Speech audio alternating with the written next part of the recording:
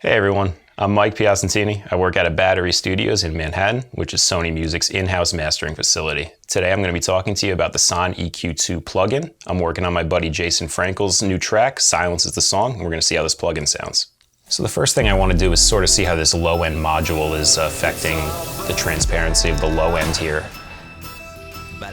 Okay, so it's looking like, you know, one of these bands is controlling of a boost while another one sort of is attenuating the sound.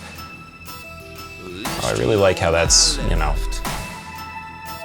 it's not acting like a low shelf cut. It's more of like a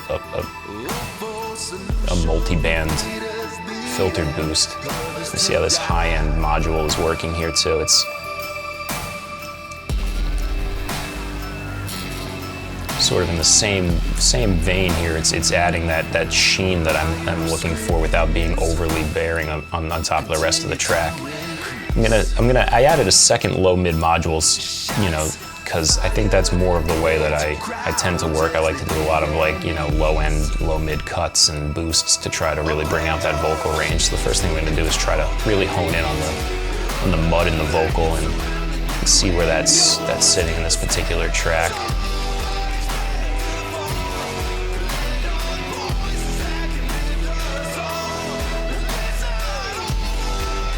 Over here I'm going to try to do, you know, something with the low end in terms of, I really want to use these low mid modules to sort of accentuate the low end shelf that I was working with to boost before. I think that's going to really clear up a lot of that mud.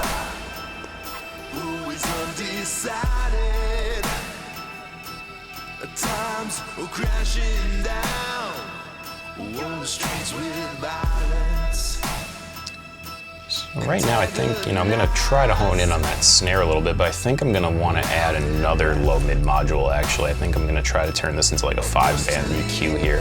And I kind of like that it has that flexibility where I can kind of add and remove modules as I go.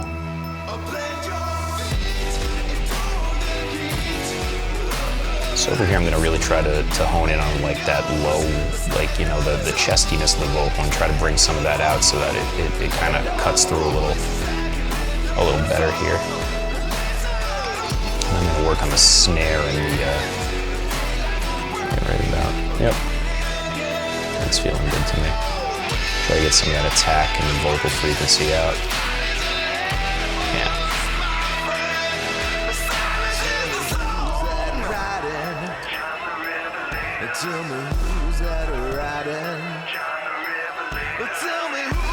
Yeah, so I think, you know, at least in terms of mastering for where I'm sitting with this, it's really acting more of like a sonic maximizer in terms of being able to accentuate what's already going on in my mastering chain. I think it's really adding a lot of sheen and a lot of like low-end thump without stepping on the toes of my other like bread and butter plugins, which I really appreciate.